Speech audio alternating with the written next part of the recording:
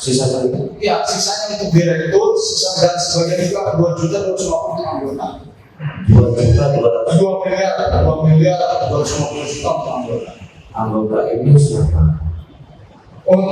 Saya tidak perlu tahu persis mereka membagikan uang seperti apa. Tapi yang pasti di hari terakhir setelah itu terkumpul 2 miliar 250 juta itu saya serahkan kepada 3 kanit, yaitu Pitoy, Eliadi, dan Sanpen.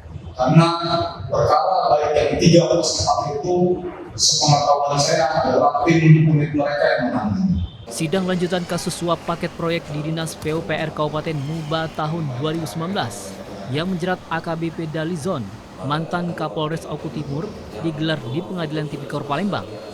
Di hadapan Majelis Hakim Tipikor Palembang, terdakwa AKBP Dalizon, mantan Kapolres Oku Timur, mengungkapkan keterlibatan pimpinannya saat itu, yaitu Direktur Ditreskrimsus Polda Sumsel. Di samping atasannya, 3 anak bawahannya yang menjabat sebagai kanit juga diseret. Terdakwa AKBP Dalizon mengaku menerima uang 10 miliar rupiah dari Dinas PUPR Muba.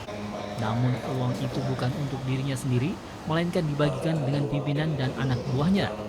Dari total 10 miliar rupiah, 2,5 miliar rupiah untuk dirinya. Kemudian untuk Ditreskrimsus selaku pimpinan 4,5 miliar rupiah. Dan untuk ketiga kanit sebagai bawahannya 2,25 miliar rupiah.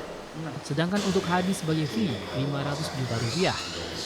AKBP Dalizon saat dikonfirmasi tidak mau berkomentar banyak dan hanya mengatakan lega karena telah membeberkan siapa saja yang menerima aliran dana tersebut. Sementara Anwar Shah, kuasa hukum dari Dalizon, berharap JPU Kejaksaan Agung agar mendalami dugaan keterlibatan orang-orang yang disebut di persidangan.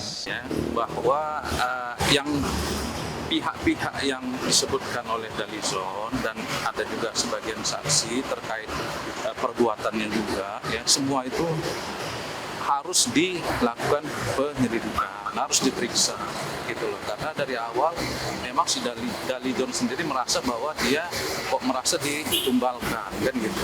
Dari awal memang berkomitmen untuk membuka semua persoalan termasuk aliran-aliran dana tersebut. Nah itu yang poin pokoknya. Sementara jaksa penuntut umum saat dikonfirmasi mengenai hal ini enggan memberikan keterangan. Tim Liputan TVRI Sumatera Selatan melaporkan.